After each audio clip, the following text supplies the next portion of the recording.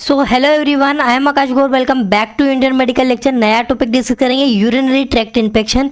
UTI common problem होती है। UTI क्यों होता है, क्या मेडिसिन है, कैसे आप मेडिसिन प्रिस्क्राइब करोगे, कौन कौन सी दवाइयाँ सूटेबल है, ये सारी चीज़ें वीडियो में देखने वाले। पहली चीज़, कोई भी आम आदमी जो मेडिकल से नहीं है अपनी मर्जी से दवाइयाँ ना ले, डॉक्टर की सलाह से ले। हमारी वीडियो केवल मेडिकल स्टूडेंट, फार्मासिस्ट के लिए होती है।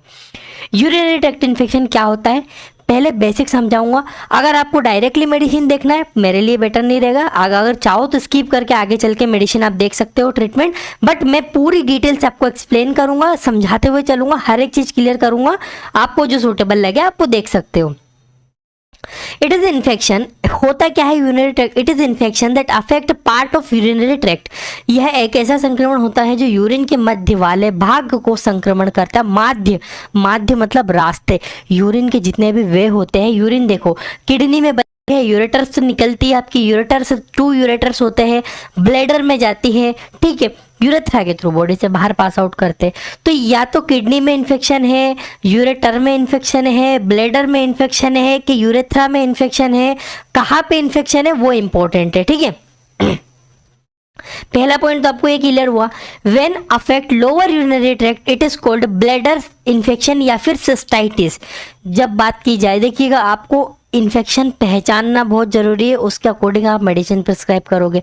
तो ये बोल रहा है कि जब यूरिनरी ट्रैक्ट के लोअर वाले भाग में, लोअर मतलब ब्लैडर आता है, तो ब्लैडर का इन्फेक्शन या सिस्टाइटिस कहते हैं, याद रखिएगा। यूरिन के माध्य के निचले भाग में संक्रमण होता है तो इसे ब्लैडर का संक्रमण या सिस्टाइटिस के नाम से जाना जाता है। यूरिन की थैली में सूजन आ जाना, जिसे आप कहते हो पेशाब की थैली में सूजन आ जाना, इन्फ्लामेशन हो जाना, इन्फेक्शन हो जाना, वो यूरिनरी ट्रैक्ट का ही पार्ट होता है। Next line, when it affect upper urinary tract it is called kidney infection या फिर पाइलोनेफ्राइटिस। हर एक वर्ड का एक मीनिंग होता है गाइस, जो आपको समझना है कि जब यूरिन के माध्य के ऊपरी वाले भाग में संक्रमण होता है तो इसे किडनी का संक्रमण कहते हैं या पाइलोनेफ्राइटिस। ऊपरी भाग में है किडनी में हो गया, निचले भाग में है ब्लैडर में हो गया, ठीक है। The infection mainly due to E coli bacteria. E coli के एक बैक्टीरिया होता है जो कि मुख्य रूप से मेन इंपॉर्टेंट रीजन बनता है, but it can also cause by bacteria and fungus. देखिएगा मुख्य कारण जो ज़्यादातर यूरिनरी ट्रैक्ट इन्फेक्शन का कारण होता है, पानी में एक जीवाणु पाया जाता है इकोलाई, उसके कारण मुख्य रूप से होता है। ऐसे नहीं कहीं बाहर चले गए तो अलग अलग तरह का पानी पीने में आया तो यूटीआई हो गया, उस वजह से। तो वो क्योंकि इकोलाई बैक्टीरिया होता है, आपकी बॉडी सर्वाइव नहीं कर पाती है। पर फंगस के कारण भी हो सकता है, कुछ और बैक्टीरिया भी हो सकते हैं, जिनके बारे में आगे डिस्कस करेंगे। आगे बढ़ रहा हूँ मैं यहाँ से टाइप्स के बारे में। यूरिनरी ट्रैक्ट इन्फेक्शन के कितने टाइप होते हैं गाइस, मेडिसिन समझाऊंगा, बिल्कुल आपको पूरा एक्सप्लेन करूंगा। टाइप आप समझ लो। यूरेथ्राइटिस क्या होता है, पहली चीज है urethritis. When urethra infected it is called urethritis. जब यूरेथ्रा में संक्रमण होता है इसे यूरेथ्राइटिस कहते हैं। यूरेथ्रा कहाँ पे है, निचला वाला भाग, ये वाला भाग आपको दिखाई दे रहा होगा, जूम कर देता हूँ। यहाँ वाले भाग में इन्फेक्शन हुआ है, आप डायग्नोसिस से पहचान पाओगे, इसे यूरेथ्राइटिस कहते हैं। एक होता है cystitis. When bladder is infected it is known as cystitis. यदि आपके यूरिनरी की थैली में अगर कोई संक्रमण है तो इसे आप क्या करोगे, सिस्टाइटिस कहोगे। एक होता है पाइलोनेफ्राइटिस, अभी पहले ही बता दिया है कि when in kidney infected it is known as pyelonephritis. जब भी किडनी में संक्रमण है तो इसे पाइलोनेफ्राइटिस के नाम से जाना जाता है। एक वर्ड आता है वेजाइनाइटिस। फीमेल के अंदर जो महिला है उनके अंदर वेजाइनाइटिस यानी कि वेजाइना में संक्रमण हो गया हो, वो भी यूरिनरी ट्रैक्ट का ही एक पार्ट होता है, उसे भी यूटीआई ही आप कहते हो। When vagina is infected it is known as vaginitis.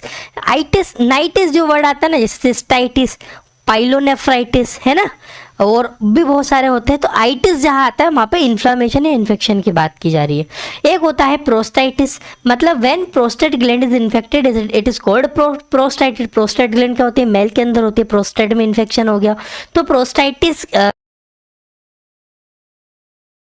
के होते हैं। 3 प्रकार बताए मैंने, 4-5 प्रकार, यूरेथ्राइटिस, सिस्टाइटिस, पाइलोनेफ्राइटिस, वेजाइनाइटिस और प्रोस्टाइटिस। ये सारे ही यूरिनरी ट्रैक्ट इन्फेक्शन के भाग होते। सिम्टम्स की बात कर लेते हैं। पेनफुल यूरिनेशन, बहुत ज़्यादा यूरिन में दर्द होगा, यूरिन आते समय बर्निंग इन यूरिन, यूरिन में बर्निंग होने लगेगी पेशेंट को। पेन इन पेल्विक एरिया में पेशेंट को पेन होने लगेगा, वीकनेस बहुत ज़्यादा, व्यक्ति में कमजोरी आएगी, नोजिया, वोमिटिंग, जी घबराना, उल्टी होना, उसको घबराहट होगी, उल्टियाँ होने लगेगी, dark colour of urine, urine का कलर डार्क हो जाएगा, और ब्लड इन यूरिन, यूरिन में ब्लड भी आ सकता है ज़्यादा इन्फेक्शन होने पे, पास इन यूरिन, यूरिन में मवाद आना, या फिर फीवर, बुखार, अत्यधिक फीवर आएगा। ये एक यूटीआई का ही सिम्टम्स होता है, इसमें पेशेंट को ये सारे ही देखने को मिलेंगे आपको। ठीक है, आगे बढ़ता हूँ। कॉजेस, सबसे इंपॉर्टेंट मुख्य कॉजेस तो इकोलाई बैक्टीरिया के कारण हो सकता है, परंतु जैसे कि और अनहाइजीन, साफ सफाई न रखना, प्रॉपर ग्लैंड को क्लीन ना करना। ठीक है, यूज पब्लिक टॉयलेट, कोई बहुत ज़्यादा पब्लिक टॉयलेट अगर यूज़ करता हो, अगर कहीं जॉब कर रहा हो और वहाँ पे कॉमन टॉयलेट हो जो गंदी हो, पब्लिक टॉयलेट मीन्स वो गंदी हो, सफाई ना हो रही हो, तब भी हो सकता है। हिस्ट्री ऑफ यूटीआई, अगर पहले उसको यूटीआई की हिस्ट्री हो, फिर से रिपीट हो गया हो, ऐसा भी हो सकता है इम्यूनिटी वीक होने की वजह से। रेडिएशन ट्रीटमेंट यानी कि रेडिएशन का कोई ट्रीटमेंट वगैरह चल रहा हो तब भी होता है। लॉन्ग टाइम यूज़ कैथेटर, अगर लंबे समय तक जब पेशेंट जो है हॉस्पिटल में एडमिट रहता है, ज़्यादा समय तक उसको अगर कैथेटर लगा रहता है ना गाइस, तब भी उसको क्या हो जाता है, मतलब इन्फेक्शन हो जाता है यूटीआई का। ठीक है, डायबिटीज़, मधुमेह वाले पेशेंट में, अब डायबिटिक पेशेंट में यूटीआई ज़्यादा होता है। क्यों होता है, कारण बताओ क्यों? क्योंकि वो शुगर उसकी बॉडी से ज़्यादा निकलती है और यूरिन में शुगर निकलती है, तो यूरिन में शुगर निकलेगी तो शुगर बैक्टीरिया के लिए गुड मीडियम है, कार्बोहाइड्रेट, जिसमें वो जल्दी ग्रो कर सकते हैं, इसलिए ज़्यादा खतरा रहता है डायबिटिक पेशेंट्स को। किडनी स्टोन, किडनी में स्टोन हो गए हो, पथरी वथरी हो गई हो, उसके कारण भी यूटीआई पेशेंट को हो सकता है। डायग्नोसिस की बात करें तो मेडिकल हिस्ट्री आपको पेशेंट की लेना है। फिजिकल एग्जामिनेशन, मरीज का भौतिक अध्ययन करना है, पहले देखना है पेशेंट को, सिम्टम डायग्नोस करना है, उसके सिम्टम्स को मेंशन करना है, उसके क्या क्या लक्षण आपको देखने को मिल रहे हैं। इसके अलावा अल्ट्रासाउंड आप करवा के देख सकते हो। इसके अलावा एक्सरे आप करवा के देख सकते हो। इसके अलावा यूरिन आरएम, रैंडम यूरिन का टेस्ट आप करवा के देख सकते हो। यूरिन कल्चर आप करवा के देख सकते हो। इन सारी चीज़ों से आप ये पता कर पाओगे कि पेशेंट को इन्फेक्शन कहाँ पे, एक्चुअल में कौन सा इन्फेक्शन हुआ है। आगे बढ़ता हूँ मैं। रिस्क, किसमें ज़्यादा रिस्क होती है गाइज वो समझिएगा। UTI can be transmitted by having sex with infected, यानी कि किसी पर्सन को यूटीआई है और ड्यूरिंग द सेक्स वो ट्रांसमिट हो सकता है।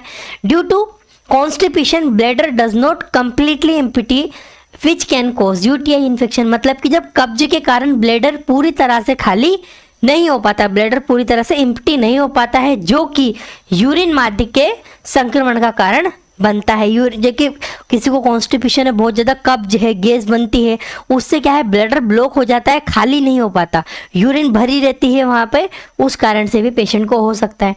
इन अ डायबिटिक पेशेंट गाइस, ये वही लाइन लिखी आप अच्छे से पढ़ सकते हो कि भैया डायबिटिक के कारण मरीज को हो सकता है। क्यों? क्योंकि डायबिटीज़ में शुगर जो है यूरिन से ज़्यादा निकलेगी, उस कंडीशन में शुगर से ज़्यादा बैक्टीरिया ग्रो होंगे तो यूटीआई हो सकता है, उनको भी एक रिस्क है।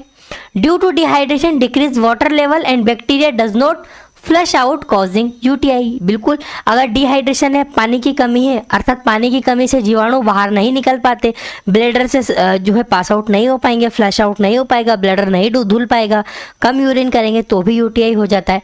Due to kidney stone block the tract of urine and stop the urination which can cause UTI, यानी कि किडनी में पथरी जो होते हैं, पथरी का एक इम्पोर्टेंट कारण है जो कि यूरिनरी ट्रैक्ट को ब्लॉक कर देती है, जिससे यूरिन नहीं निकल पाती है और वो ग्रो होते रहते हैं, बैक्टीरिया यूटीआई करते हैं। सबसे इंपॉर्टेंट पार्ट ट्रीटमेंट के ऊपर, क्या क्या ट्रीटमेंट आप पेशेंट को प्रेस्क्राइब करोगे। तो वही सबसे पहले पेशेंट को, एडल्ट को मेंटेन करने की बात कर रहा हूं मैं, एक फोस्फोमाइसिन का पाउडर आता है, डोजेस रहेगा, दवाई देने से पहले 1 पैकेट पानी में मिलाकर पेशेंट को इमीडिएट, फोस्फोमाइसिन का पाउडर होता है, इमीडिएट जैसे पेशेंट आया, आपने डायग्नोस करा, आपको पता लग गया उसको यूटीआई हो गया है, तो पेशेंट को सबसे पहले एक फोस्फोमाइसिन का जो होता है पाउडर फॉर्म में आता है, सबसे पहले पेशेंट को प्रिस्क्राइब करो कि पानी में घोले, मिक्स करे और फर्स्ट डे एक ही बार लेना है, एक बार पी ले उसको अच्छे से, ताकि उसका अच्छे से इन्फेक्शन रिकवर हो पाए। देन उसके बाद हम लोग एक टैबलेट फॉर्म पे आते हैं for decrease growth of bacteria. अब जो बैक्टीरिया ग्रो कर रहे हैं उनको मारना पड़ेगा यूटीआई में, यूरिन में तो जीवाणु की वृद्धि को रोकने के लिए लीवोफ्लॉक्सासिन की एक टैबलेट होती है, काफ़ी अच्छी एंटीबायोटिक है लीवोफ्लॉक्सासिन। फ्लॉक्स लीवोफ्लॉक्स के नाम से मिलती है, फेमस ब्रांड है, और भी नाम से मार्केट में मिल जाएगी, सिप्ला कंपनी के थ्रू ये बनाई जाती है। 500 mg बीडी में प्रिस्क्रिप्शन फॉर्म बना के आपको पीछे बताऊंगा, अभी बेसिक मेडिसिन बता रहा हूँ आपको मैं। 500 mg बीडी दिन में 2 बार देना है, 5 दिनों तक पेशेंट को प्रिस्क्राइब की जाएगी एडल्ट्स के अंदर। इसके अलावा अगर आपको देखने को मिल रहा है कुछ ज़्यादा ही सीवियर लेवल पे इन्फेक्शन है, तब एक heavy antibiotic levofloxacin plus ornidazole का दोनों का मिक्स कंपोजिशन आपको देखने को मिलेगा for decrease of growth of bacteria. 750 mg OD दिन में एक बार पेशेंट को 5 दिनों तक प्रिस्क्राइब की जाए, कई नाम से मिल जाएगी मार्केट में, ठीक है, ओजेट के नाम से मिलेगी या फिर और भी नाम से मिल जाएगी, ठीक है। तो लीवोफ्लॉक्सासिन प्लस ऑर्निडाजोल का मिक्स कंपोजिशन 750 mg ओडी दिन में एक बार पेशेंट को प्रिस्क्राइब करना है 5 दिनों के लिए। नेक्स्ट नेरी सिरप, आयुर्वेदिक सिरप। देखिएगा कोई भी एलोपैथिक डॉक्टर हो आयुर्वेदिक सिरप जरूर प्रिस्क्राइब करता है, क्योंकि ये रामबाण इलाज है, बहुत अच्छा इफेक्ट करते हैं यूटीआई में, और जल्दी से इमीडिएट मतलब है ना 1-1.5 घंटे में ही पेशेंट को रिलीफ लग जाता है। 5 ml बीडी दिन में 2 बार पानी में मिलाकर पेशेंट को लेना है 5 ml, ठीक है। अब इसका प्रिस्क्रिप्शन कैसे बनेगा ये बनाया है मैंने प्रिस्क्रिप्शन, एक बार देखिएगा।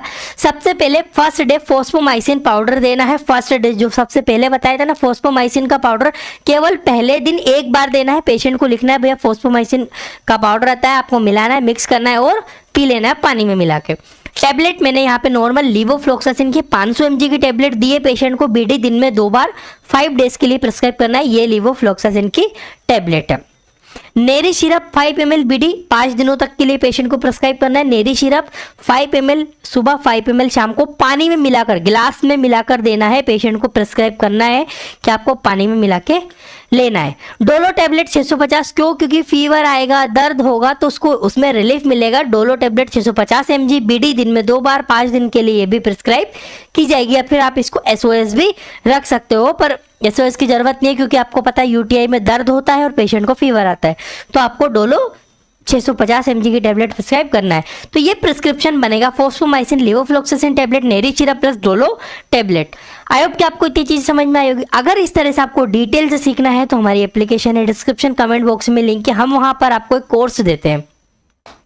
मेडिकल बुक किताब हमारी बुक का PDF है जो आपको देते हैं, हमारे कंप्लीट नोट्स से बनाई गई हमारे नोट्स भी आपको मिलेंगे, वीडियो लेक्चर्स भी मिलेंगे, इसमें कुछ सब्जेक्ट है जो लिखा हुआ है सब कुछ आपको मिलेगा, आप पढ़ सकते हो उसको। 1 ईयर कोर्स की वैलिडिटी है, नए नए कंटेंट, नए नए नोट्स हम प्रोवाइड करते रहते हैं। Thank you for watching guys, आपका अपना इंडियन मेडिकल